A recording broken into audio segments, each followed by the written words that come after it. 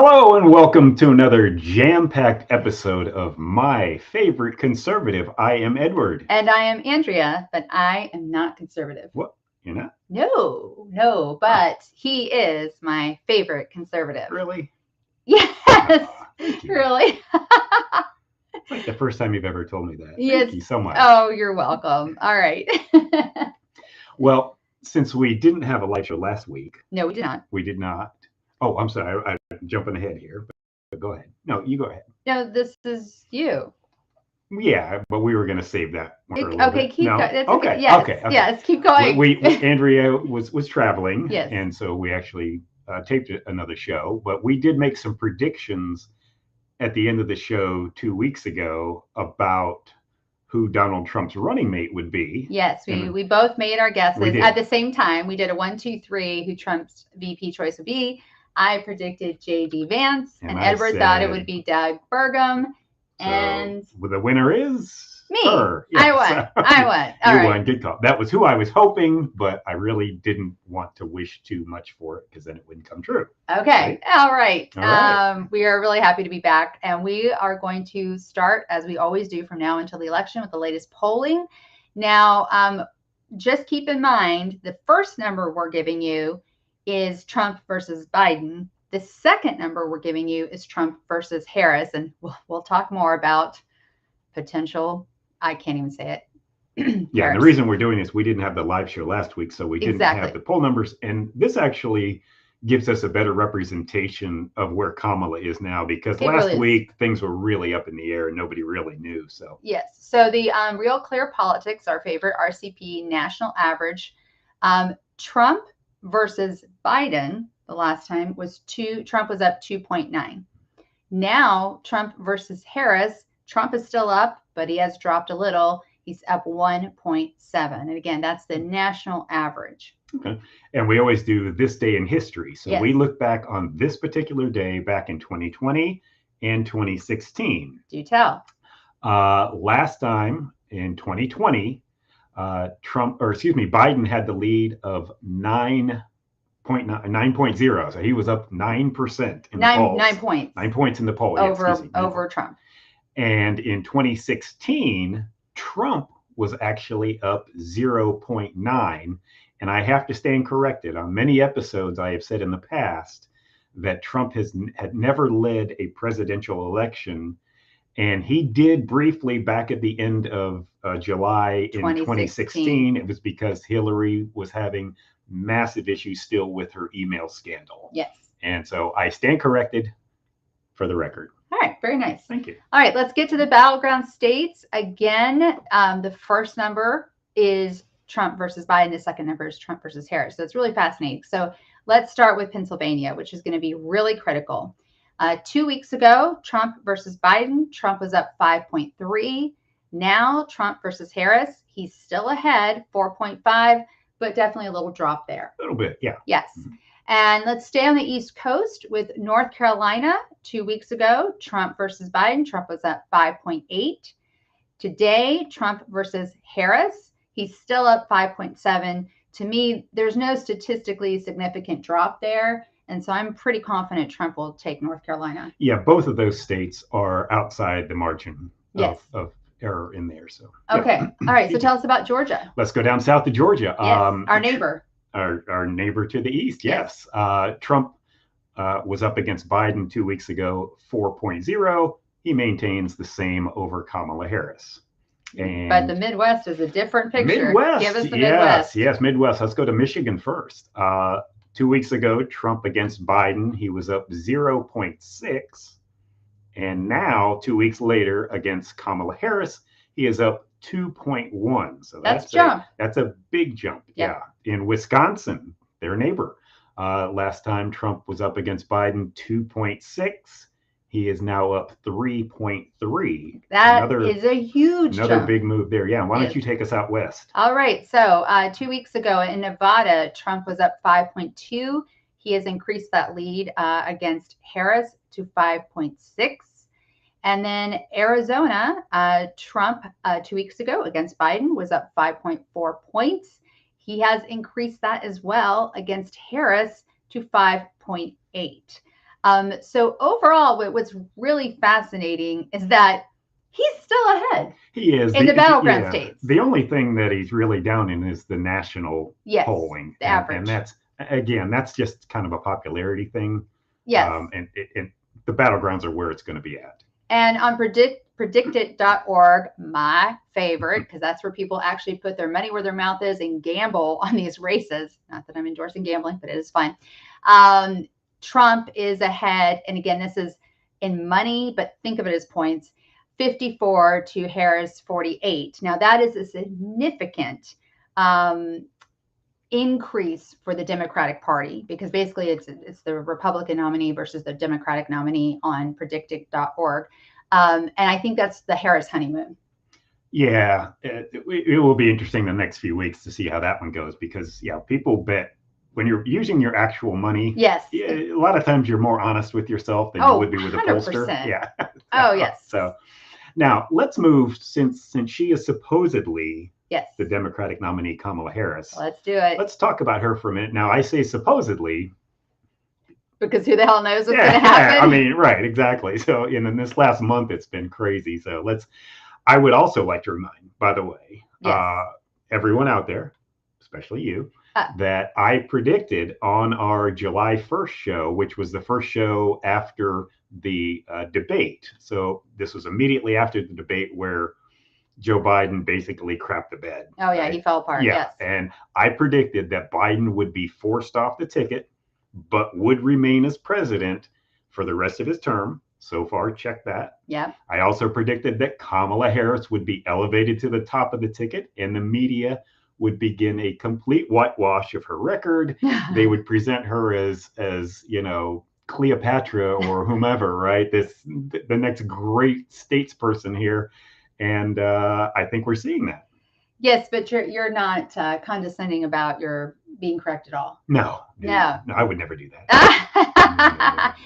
You know what I think is interesting before I get into why I'm so pissed off about this whole thing with Kamala Harris is, oh gosh, did I just lose my train of thought? I mean, I've just lost my train of thought. In terms of you're talking about democracy working? No, I'm getting there. Okay. No, I'm getting there. I was going to say, because this is not in our script, so this is kind of spur of the moment. Get your thoughts on this. Mm-hmm. There have been some calls for Biden to step down now, because if he's not able to run, even though he didn't really cite his health, we'll get into that. If he's not able to run, then he's not able to govern for the remainder of his term. However, I think that was the deal that was brokered. We're not going to kick you off the ticket. We're not going to 25th Amendment you. We'll let you stay in office, but you can't run again. I think that was the broker deal. That was the biggest part of the deal. I think the second part was they will stop going after Hunter Biden. I think he'll end up getting amnesty or whatever, pardoned. Yeah, and this is speculation on our part. So anyway, so this coronation of Kamala happened while I was on a business trip in Hawaii. That's why we didn't have a live episode last week, and I am freaking livid. By the way, you look so tan. Oh, shut up. All right, for people listening. The only one that goes to Hawaii comes back. That's because I wear 70 SPF. Okay. Because I don't want to get burnt to a crisp, because that's happened. So here's why I'm really pissed off about this. Voters didn't choose her. Okay, voters did not choose her. You just don't get to coordinate somebody. That's not how our system works. You mean democracy? Democracy, okay. Via a republic, right? That we've heard over and over and over from the Democratic Party. Yes, right? And delegates, okay, since we are a republic, delegates haven't chosen her yet. So the Democratic convention has not happened yet. So this is not some sort of official thing, but to your earlier point, they are really changing her narrative and whitewashing her history. And here's the thing. This woman has never won a single delegate. When she ran in 2020, she dropped out early because my gal, Tulsi Gabbard, took her down during a debate. And Kamala Harris could not defend her record in California. She couldn't defend it as Attorney General. And now she's suddenly the Veep. Yeah. What I found fascinating was Chuck Schumer came out to address the media. God. God. Yeah. Chuck Schumer starts giving this speech, the majority leader in the Senate, and he says that that this is going to choose the presidential nominee. It was going to be a grassroots effort That's from right. the ground up and the middle out, which is what Biden always says, right? That's one of his patent lines. In the same speech, he now says that process has been completed. Now, this was within 2 days. Yes. Of Joe Biden. There was no grassroots effort. Yes. So the grassroots people are who? Yeah, it's top down. This was top down people. Yeah. This was like sky to the ground. Kamala was making phone calls to all the delegates, and especially the super delegates, because they get more votes and everything else, and wrapping it up. Yeah. So. Yes. Now, what's interesting, and there have been rumors about this, and again, we'll just speculate. Obama, or the Obamas, were some of the last well-known Democrats to endorse Kamala Harris. And they really dragged their feet in endorsing her, and that was in the news. That's that's a fact. Why they dragged their feet? I think that was intentional, and it was intentional because, in my belief, I believe that that Barack Obama and Michelle, they were instrumental. They were the impetus behind getting Joe Biden out. Yes, they were the ones. And Pelosi was right there. Well, because every major person in the White House is an Obama person originally. That's right. And Biden's got a few close people right around him that are his people. And his staffers were shocked. Oh, yeah. Yeah. They were shocked. And so by delaying his endorsement of her, it kind of put the rumors to rest that, gee, maybe, Obama was behind this. And maybe a little false flag thing there. But do you remember what else we talked about privately? What was that? That we talked about that perhaps Obama dragged his feet because he was hoping to sell Michelle on running in the actual convention, and because everyone believes Michelle Obama could beat President Trump. So that's a possibility too. It is. Again, speculation. Yeah, to me, with her speculation of her, and the reason she didn't want it, she supposedly doesn't like politics. But if you don't like politics, and it's basically the presidency's handed to you for 4 years, 4 years is going to go by. She's 4 years older now, been living in this microcosm, right, under the microscope of everything. And then she has to run for another term because, of course, you can't have the first female Black president not run for reelection. So she's saying 8 years of my life, God, no. Yeah, I know. No way. So let's talk about, we did this with Trump. We've got to do it with Harris. So who do you think she's going to pick for her VP? And I know one of the people you believe is Josh Shapiro, the governor of Pennsylvania. What are the pros to choosing him? Well, Josh Shapiro, who is the somewhat popular governor, one of the pros is he's only 51 years old. Oh, Gen Xer. So, okay. Which, if you look at the leadership in the Democrat Party, and even a lot in the Republican Party, but the Democrat Party especially, they are ancient. Yes. So it brings a more youthful tone to it. He is a very popular governor, as I said, but Pennsylvania is a huge battleground state, and Pennsylvania kind of sets the tone on possibly how Michigan and Wisconsin would go also. Yeah, they have 19 electoral college votes. That is huge. Yes. All right, let's talk about the cons. Let's do it. He's Jewish. The Democrats have not been the party for Jews They lately. have a Jewish problem. They do. Yes, they do. This could potentially, choosing Governor Shapiro could alienate the radical pro-Hamas vote. Yeah, if you want to dissuade younger radicals from coming out to vote for you, this will do it. Yes. This will definitely do it. I mean, does that put Minnesota in play for the Republicans, because they have a huge Somali population there, which Islam, and you're talking Ilhan Omar, one of the squad members who is, pro-Hamas and everything else. Yeah, that could be a problem. And also, I think he just doesn't have national name recognition. Agree. If you go to do a man on the street interview and say, what do you think of Josh Shapiro? Which one? People are going to say, what, entertainer? What is I think they would say which one. I have no idea. It's not an uncommon name. So you'd have, and again, you've got less than 100 days now. Yes, you got to do this quickly. And you've got less than 60 days until early voting. I know.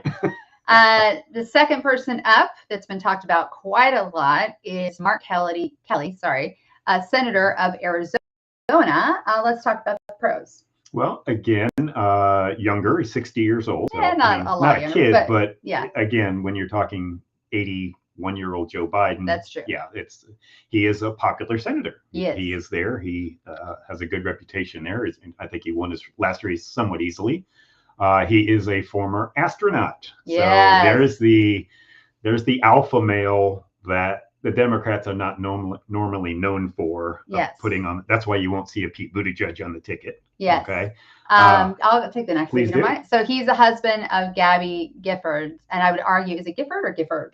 Giffords. I would argue that she has even more name recognition because she was shot at. So does that negate Trump's assassination attempt? Yeah, I mean, it's yeah. She was shot by a deranged leftist at a supermarket event she was doing, and it's been left partially paralyzed, I believe. Right. So yeah, that I think that gives him more credibility to talk about, guns and things like that, that sort of thing too. All right. Arizona is a battleground state. I would say less of one than Pennsylvania, but yes, it is. Agreed. They only have 11 electoral college votes. Yes. And it has been red in the past. But the big bugaboo with Arizona is the border. The border, yeah. The border. I mean, so it's a pro because maybe he could defend the policies. Well, that's what a lot of people are thinking, that he gives them more credibility to talk about the border. Because the border czar, Kamala Harris, can't talk about it. Well, she's not the border czar. I know that's been wiped from Google, but she was. She didn't want to be. After every mainstream media outlet has called her that, now they're completely walking it back. I know. So. And they really are erasing it from Google. Are they really? Oh yeah. For real. Let's talk about the cons of Senator Mark Kelly. Well, and I think this is the biggest con, the first one you have. Yeah, he puts a very safe Senate seat back into play in 2026 because his term's up in 2026. Yeah. So, and I'm not sure they would risk that. They're probably going to lose the Senate this time, and so you're talking a midterm election next time. The odds that it stays with whoever wins it are pretty high, the incumbent. So yeah. They certainly don't want to lose any more safe seats. Right. Yeah. And you got a couple more cons. Well, he is not known as a great orator. Okay. I mean, I didn't know that. He's an astronaut, more into math, engineering, physics, that sort of stuff. Okay. And he, again, like Josh Shapiro, doesn't have great name recognition. I would say he has better. Yeah, he has better name only recognition. Because of his wife. Yes, originally, that's why he got into the race. He also has a twin brother, by the way, that's an astronaut. Yeah. Kind of odd on that. But, I think that's kind of cool. But has Mark Kelly ever been in the conversation? No. For a national seat? I mean, above the senator, for vice president or president. I never heard during the whole primaries. Never heard his name mentioned once. Now, there are other candidates. We're only going to talk about these two. Of these two, I think it would be wiser for them to pick Governor Josh Shapiro. Of these two. Well, I'm not going to go against you because you're on a roll here with. Oh well, no. And I'll say Kelly. I don't know. I don't know. I'm just saying from the pros and cons we've outlined, I think that would be the smarter bet. Pennsylvania's a way more important state. Way more Sorry, important. Arizona, but it is. Yes. Again, you're talking 8 more electoral college votes, and if it comes down to a 1 or 2 vote difference, that's a huge difference. Yes. So let's get to our main show. Okay. What are we talking about today? And thankfully, there hopefully will be no more talk of Kamala Harris. So. Well, let's not go that far. I thought because we are living in such an historic time. We really are. This moment that we're living in. It's crazy. We need to take a little deeper look into what's happening and take in the significance of where we are right now and what we've been going through. All right. So let's start with the news that happened while I was in Hawaii, which was just splashed everywhere there in the newspapers. Let's start with President Biden's decision or coercion. I don't know. Manipulation. But his decision not to run for reelection. who was the last president to make that decision? Let's talk about him. But it's funny. It's a little backstep here. I was actually speaking with my mother, who is soon to be 90 years old. Yeah, she's amazing. About what's going on. She's a history buff and whatnot. And she even said, I didn't know if I wanted to live to 90, but boy, these times that we're living in are just amazing in history. And so we thought we would go back and look at the last president that didn't run for re-election was Right. Lyndon Baines Johnson, Yes. LBJ. And- So let's talk about the why. Well, a couple of things. Yes. He got primaried originally by Senator Eugene McCarthy. Yes. And Senator McCarthy was a huge anti-war voice. And now you're talking 1968. Yeah. This is the absolute height of the Vietnam War. Absolutely. Yes. And no, go ahead and give this. So, a little timeline here is kind of interesting. On March 12th of that year, 1968, they had the first primary for the Democrats. It was in New Hampshire. Okay. Senator McCarthy won 42% of the vote to 48% for LBJ. So that was close. If you remember when they were talking about RFK challenging Biden and RFK was getting like 19%, they were freaking out, right? Can you imagine? Imagine 42%. Oh, my Lord. Then 4 days later, 4 days later, Robert F. Kennedy enters the race. Senator at that time? Yeah, he was a senator.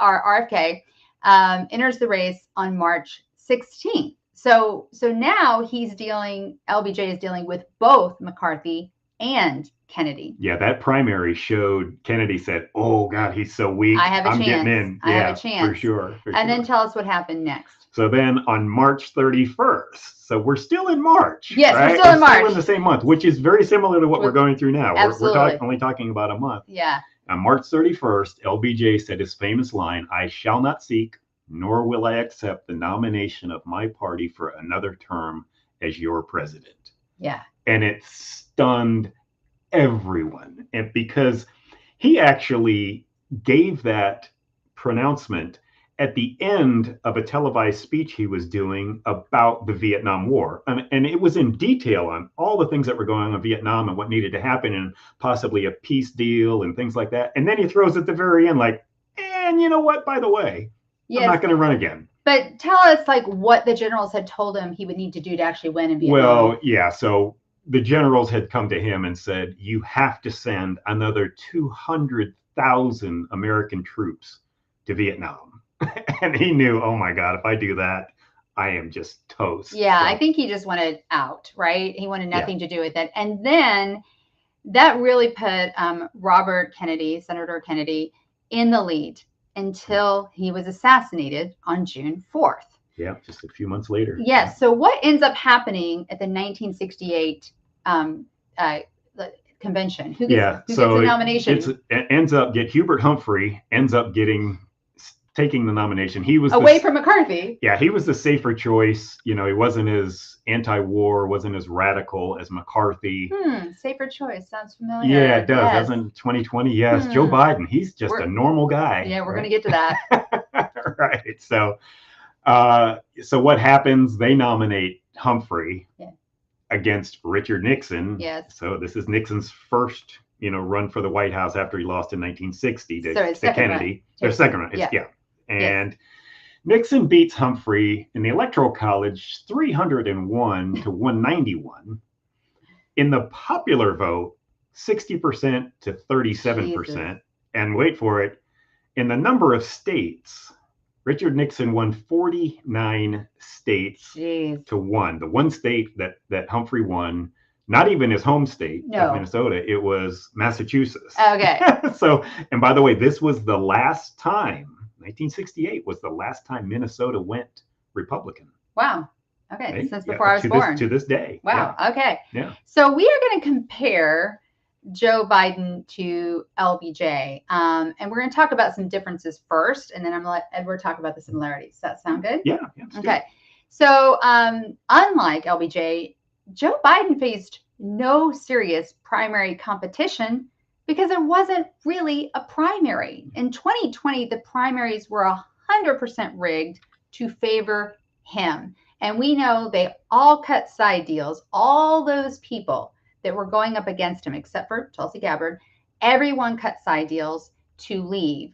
Warren, Sanders, Buttigieg, Harris, right? They all got out. Well, that was in 2020. That's what I'm saying, 2020. Right, yeah. And there was no primary this year. I mean, there just wasn't one. Well, yeah.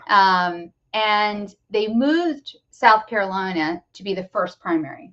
I love how they can just shuffle this stuff around. Yeah. Like, So what they the just hell? said, Like, yeah, let's see. What Biden would probably lose, or at least be really challenged in Iowa and New Hampshire, which are typically the first two. right. And South Carolina is usually like fourth. I think after Nevada was next normally. Yeah. But And they moved it to they first. moved it right out. Yep. Because in 2020, he did well in South Carolina. Well, that's what put him right. because he had finished so poorly in the other ones. Yes. And then they changed the rules. We were just talking about his father. They changed the rules to force out Robert F. Kennedy Jr. So he wasn't able to compete. Yeah, they changed the rules. If you remember, you had to have a certain polling. You had to have. It was ridiculous. Yeah, there were things that just couldn't be attained because they wanted him out. And what he So he's running. He's running as a third-party candidate. Correct. Yeah. Which doesn't bode well for him. But it doesn't. So Edward, talk to us now. Those were the differences, right? What were some similarities between Biden and LBJ? Yeah, so LBJ obviously had Vietnam, yes, which was a major problem because you actually had American troops being killed every day on television, everything else. But he also had inflation too. Okay. Believe it or not, it was 4% at the time, and you're thinking, well, that's not too bad. Except, but it was the highest since the end of World War II, and that's significant. Yeah, you're talking quite a few years there. And people were upset that, you've got a war going, everything's costing more. And, it sounds familiar because. Yeah, what does Biden have in common? We have a war on the border, right? Letting in all these, but we also have obviously inflation. Biden can't walk away from that, and nor can Harris. And you've got Ukraine, you've got Israel, proxy wars that we're fighting in. And that's how Vietnam started, as a proxy war. Yeah. FYI. Both conventions were and are in Chicago. That's really fascinating. Yes, history repeating itself. It is. All right. And give us the last one, because I know this is your favorite. I thought it was very interesting because, when I talked earlier about LBJ announcing that he was dropping out, he gave this long litany of what was going on in the war and everything else, but never said why he was dropping out. And 2 weeks ago, Biden finally comes out of his shell and talked about, I'm dropping out. It's a time for a new era. Well, that's not why you're dropping out. No, I don't think it was 2 weeks ago, because I was still in Hawaii. Like 10 days ago. Whenever. But neither one of them actually articulated. And then Biden went on to a speech, basically it was a stump speech about bad Republicans and all that kind of stuff. So neither one of them said, my health is bad, or I don't think this is winnable, I'm dropping out. So thanks for the candor.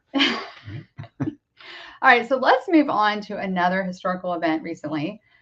During our last live episode 2 weeks ago, episode 12, I believe, we discussed, it just happened, the assassination attempt on President Trump. But he is not the first. So we are going to talk about some, and some that I didn't even know, unsuccessful attempts of both presidents and presidential candidates. Edward, take it away. Well, unfortunately, we have a long history in this country of assassination attempts, but I want to look at unsuccessful assassination attempts of both presidents and presidential candidates. So you mean people who people that not live. The deaths? Yes. That they missed, whatever happened. So the first one actually was Theodore Roosevelt, back in October 2019. And see, I did not 2019. 1912, excuse me. 2019. I'm dyslexic today. All right, October of 1912, and I did not know this one. I do remember that he was running as a third-party candidate. Yeah, he had been a two-term president already. He was running as a third term, and it's a great story because not a third term, a third party. A third party. Well, it would have been his third term. Yes. He had already served 2 terms. But he came back on a third-party candidate. On the Bull Moose. Yes. As a Bull Moose candidate. All right. So he was actually in Milwaukee, where the Republican convention is this year. Yeah. We'll talk about similarities. Right. And a deranged person came out and shot him in the upper left chest. And talk about how he survived. He survived this because he had not only his speech, which was 50 pages folded in his lapel jacket 50 coat, folded pages. he also had a metal glasses case that was in there. The bullet went right through both of them, went into him. And the kind of fascinating part of the story, I'll do it very quickly, is he went down, he gets back up, and the crowd wants to kill this guy, the assassin, the would-be assassin. He says, no, stop. Brings the guy over to him, stares him in the eyes and said, "Why did you do this?" The guy wouldn't answer. So Roosevelt tells the sheriff, "Take this man away, make sure he is not hurt." And he ended up spending the rest of his life in prison. So Roosevelt gets in the car, goes to his speech, gives a 50-minute speech before seeking medical attention. I mean, crazy. You talk about, oh my Lord. And by the way, he had replaced McKinley originally when McKinley was assassinated. And when the reason McKinley died was because when they tried to take the bullet out of McKinley, he got an infection, which ended up killing him. So Roosevelt knew the bullet wasn't in deep enough, and he left the bullet in him for the rest of his life. That's wild. Because he didn't want to undergo the surgery. Yeah. All right, well, let's stick with the Roosevelts. Let's do it. So Franklin D. Roosevelt, in February of 1933, at the time he was president-elect, he had just given a speech in Miami from the back of an open car. That sounds familiar. Why do politicians do open cars? Yeah, Kennedy didn't learn. Yes, yeah. When gunshots, well, this was before Kennedy, when gunshots rang out, but yes, you're right. He was not injured in the shooting, but it did kill Chicago Mayor Anton Cermak. Now, why was the Chicago mayor in Miami? He was just down campaigning. He was stumping Well, okay. I mean, he had won the election. And you remember, this is February 33. At that point, 1937 was when we moved the swearing-in ceremonies from March to January 20th. That's right. Yeah. And you think about that. If he would have been killed, that would have changed history. Oh my word! Yeah, well, you're talking, World War II and everything, right? Would have been so different. Just crazy. Yeah. Yes. All right. Why don't you give us the next one? Because this was another one that I had never learned. Let's go to Harry S. Truman. And I like him. I do. Yes, the S stands for nothing, by the way. He just made it up. This was November 1950. Okay. And Truman was actually living at Blair House, which is across the street from the White House. And the reason he was living there is they were doing a massive renovation on the White House. Right. And he spent his entire full term in Blair House. Never got to stay in the White House after that. But anyway, 2 gunmen broke in. There was a gun battle. Truman was not injured, but a White House policeman and one of the assailants was killed. 2 other policemen were wounded. So it was a serious attempt. People broke in there and started guns blazing. Yeah. All right, I'll do the next one in protest. I didn't feel like this person should even be here, but he was a presidential candidate. Democrat. Yes, and racist. George Wallace in May of 1972, still before I was born. I'm just saying. Wallace was seeking the Democratic presidential nomination when he was shot during a campaign stop in Maryland. And that incident left him paralyzed from the waist down, and he did not go on to get the nomination. He did not. And may I say, George Wallace, Democrat, governor of Alabama, racist. Democrat, governor, Alabama, racist. Okay, but not everyone who lives in Alabama is racist. No. Or a Democrat. No, but the point is, I know what he was a Democrat. Yes. And he was, highly racist. He was. He's probably better known for that, but maybe that's why nobody felt sorry for him when he was shot. Yeah, he did not get a lot of sympathy. He did not. Not at all. I actually remembered that when he got shot. Give us the next one, because I didn't know this one either. Yeah, Gerald Ford. Yeah, took over for Richard Nixon after Watergate. Yes. And he actually faced 2 assassination attempts within 3 weeks of each other. That's the amazing part. God. 1975, he wasn't hurt in either incident, but in the first attempt, Charles Manson disciple, Lynette Squeaky Fromm, she pushed through a crowd on the street and she drew a semi-automatic pistol and pointed it at Ford, and they were able to grab her before she could fire it. And then 17 days later, you would think the Secret Service might be a little more concerned. Yes, right. Another woman, a woman named Sarah Jane Moore, confronted Ford outside a hotel in San Francisco. She fired 1 shot and missed, and a bystander grabbed her arm as she was getting off the second shot. So he fortunately was not hurt. Okay. All right. So the first one that I remember in my lifetime, because I was 8 years old, and I do remember this, Ronald Reagan, March of 1981, he was leaving a speech in Washington, D.C., and he was walking to his motorcade and surrounded by Secret Service, but he was shot by John Hinckley Jr., who was in the crowd. Now, you can go into the history of this, but John Hinckley Jr. was obsessed with Jodie Foster and was trying to get her attention, and she was not part of this at all. This came as a shock to her as well.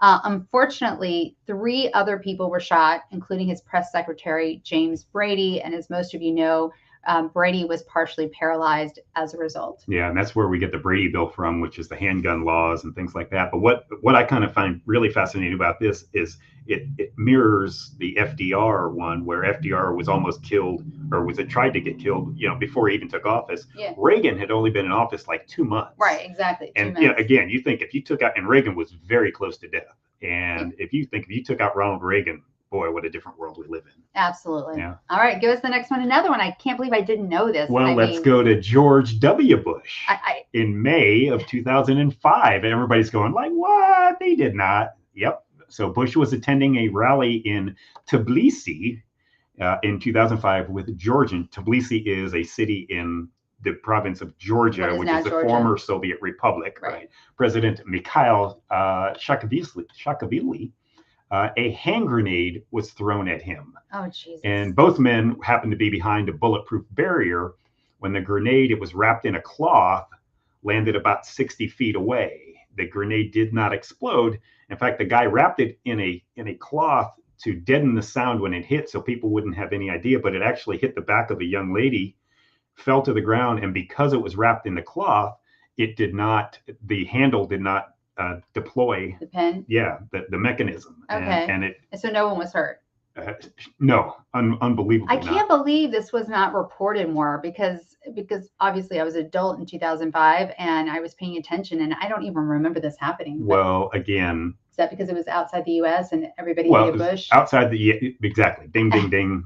Right on both of those. The media hated George W. Bush. Yes. At that time, he looks like a saint now. He was Hitler. Yeah, he was Hitler back then. Yeah. And now we get to Donald J. Trump. Yeah. July 2024. We covered this 2 weeks ago on season 3, episode 12, that aired live on July 14th and on the podcast on July 15th. We're not going to go into that because we went into depth about it, and so has everyone else since then. But of course, Trump survived, although I believe he still might be missing a little tiny part of his ear. Well, the inquiry, the investigation into this will be fascinating. Yes. So let's see how that plays out. Okay. All right. So let's have some fun. We have a This Week in Wins, and we only do This Week in Wins if we have one. This is from kgw.com. We will put this in the show notes, but if you have not seen this video, you've got to find it. It's hilarious. So Portland, Oregon woman kicked off a plane for harassing a Trump supporter. So this woman and her husband, she's in the middle seat, he's in the aisle. They were kicked off a plane from Baltimore to Seattle over the weekend. This was according to Alaska Airlines. And she is harassing the young man sitting in the window seat because he's wearing, I don't even think he was wearing a MAGA hat, but he's wearing MAGA gear. He had a Trump shirt on. He had a Trump shirt on. So she demanded, this is what gets me. She demanded that the man sitting next to her be moved to a different seat because he supported President Trump. And before the plane took off, he recorded part of the confrontation with the woman on his cell phone. When it started, the moment he sat down. Now, to this young man's credit, he didn't say anything.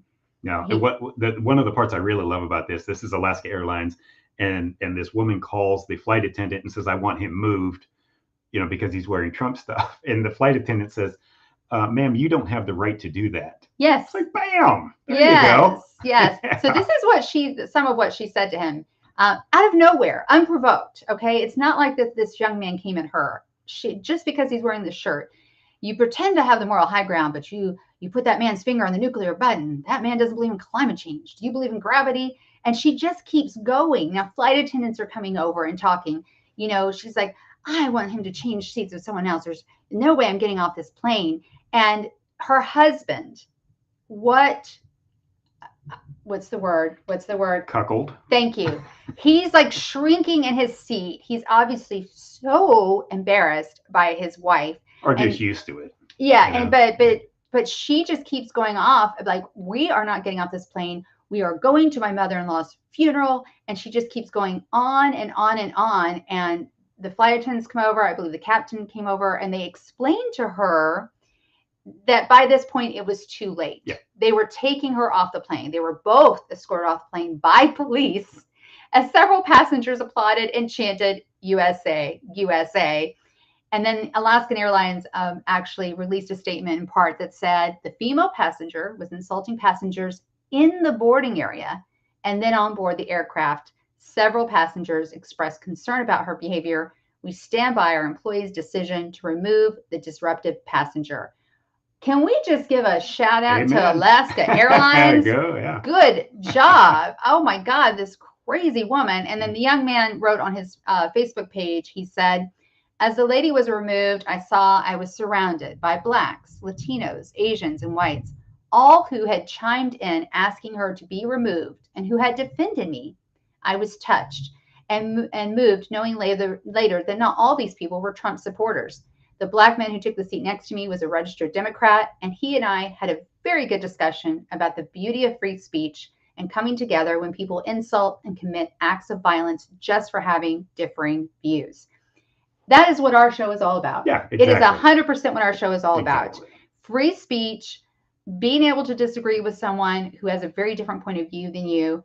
And what that woman did was shameful. And again, awesome Alaska Airlines. Yeah, well, I find it quite ironic because when she said, and the quote was, you pretend to have the moral high ground, but you put that man's finger on the nuclear button. Okay, one, I'm going to do a Joe Biden. Number one, Trump's the most anti-war president we've had in a long, long time. He really is. Right? Yes. But number two, she'd rather have a man who is clearly mentally and cognitively challenged, if you will, have his finger on the nuclear button, so to speak. Yes. Yes. Wow. Yeah, I know. Good on you there. I mean, yeah, I'm so happy that the airlines, that is a weekend win, that the airlines did the right thing and saw that this had been going on in the boarding area. You know, I mean, they totally did the right thing and got this woman off the plane. Yes. She would have been a nightmare the whole time. And that young man didn't do anything.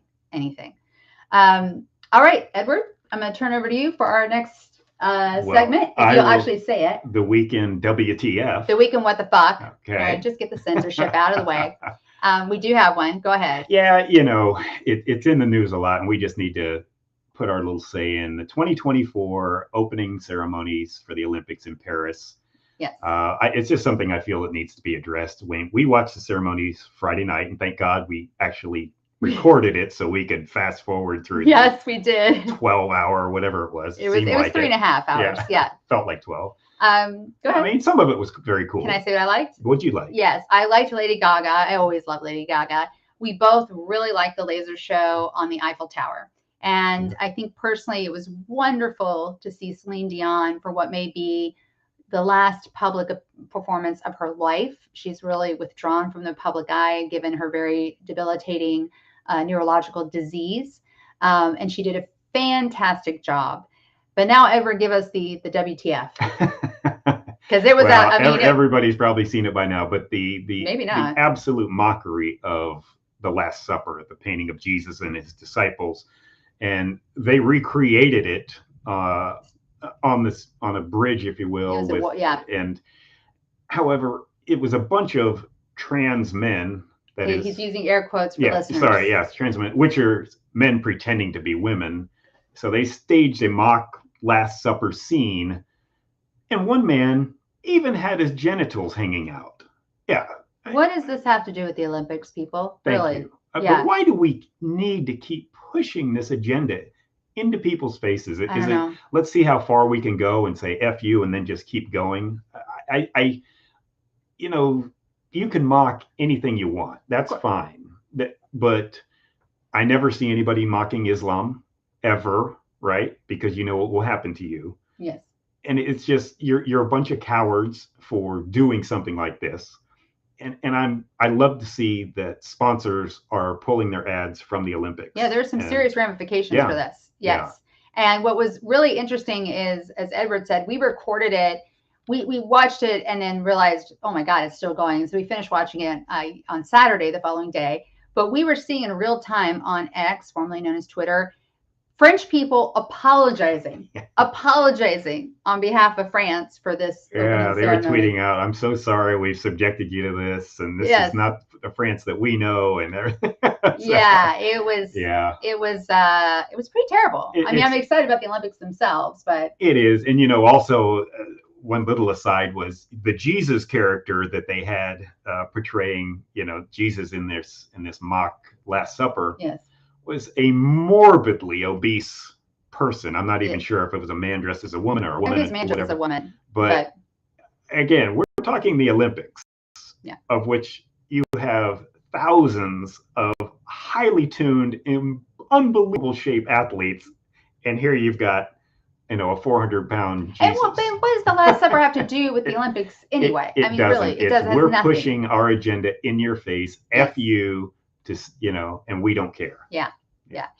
All righty. Well, that was fun. That was fun. So thank you so much. If you joined us live today, please follow us on all social media platforms. So we are live most Sundays at 10 a.m. Pacific Standard Time, 1 p.m. Eastern, on YouTube, Rumble, LinkedIn, X, and Facebook.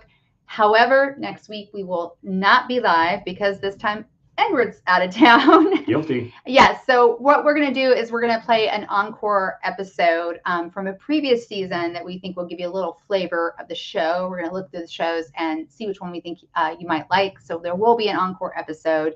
But please be sure, if you're listening to the podcast, be sure to rate, review, and subscribe to our podcast, available wherever you're listening right now. The podcast always drops the day after the live show, so on Mondays. And please support our show by joining our locals community. It's brand new. You can join the community for free. You can absolutely join for free. And then if you decide to support the community, you get more inside stuff. You can talk to us about topics you'd like to see on the show, talk to us one-on-one. But our goal is to really grow the community right now because we want to keep doing this. Amen. Yeah, everyone we talk to says there's a real need for our show. And so you can learn more and follow us on all socials at myfavoriteconservative.show. That's myfavoriteconservative.show. Anything else? I can't wait to get back in 2 weeks because we'll be finishing up the Olympics, heading into the Democratic National Convention. I know. Yes. That's going to be fun. So that is going to be. Stay tuned. Yes. Thank you.